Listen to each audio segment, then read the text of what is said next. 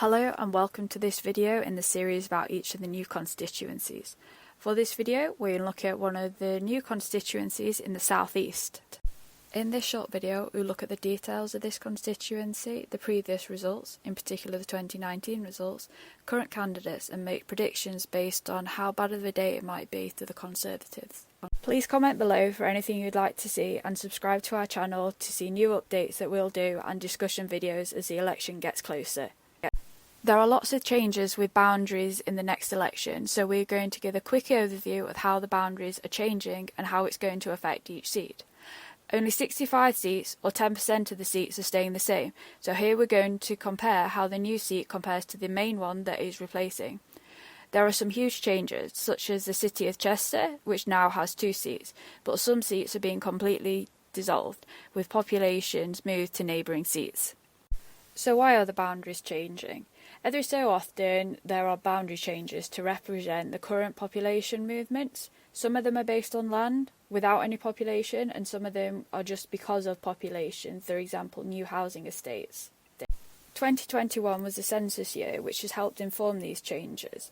The last major change in the boundaries was 2010. Now let's look at some of the details about the constituency.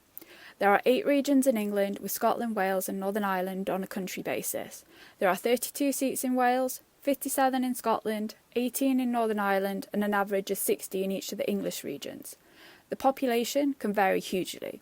The highest is nearly 152,000, which is in Birmingham Ladywood, while the lowest is less than 27,000, which is in the Western Isles of Scotland, which also has the lowest electorate at 21,000.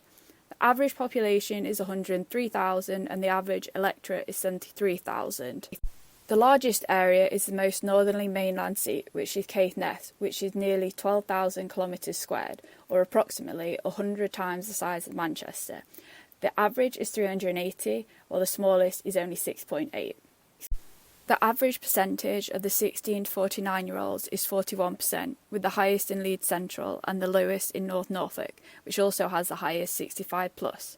The average 65+ is 38%, with the minimum at 15%, which is in the area around Canary Wharf.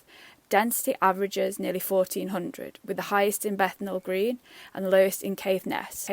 This constituency has no boundary changes, but it is getting a new name. There is no boundary change, so it's as you were. When we're looking at the winner in 2019, it's a bit more relevant to the seats that are now made up from multiple old seats. Nevertheless, this is the result from 2019, with the winner and whether the seat was held or it changed. Here are the winning party and those that came second, and also the majority. The size of the majority is key when considering how this seat might change.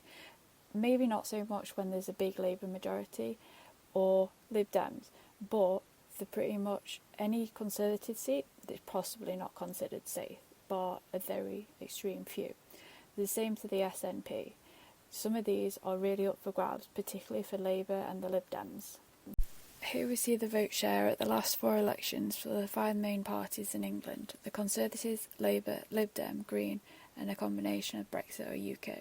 The Brexit UKIP vote was distorted in some constituencies in 2019 because if they were held by the Conservatives in 2017, they didn't stand against them. Nevertheless, we can see the changes that occurred throughout the different elections. This is a list of candidates that are on the ballot paper for this constituency. This is now a finalised list as the deadline to register as a candidate has passed. In these forecasts, we expect the seat to remain the same. Thank you for watching this video. We hope you learned a lot about the new constituencies. Please subscribe to our YouTube channel, follow us on Instagram and Twitter.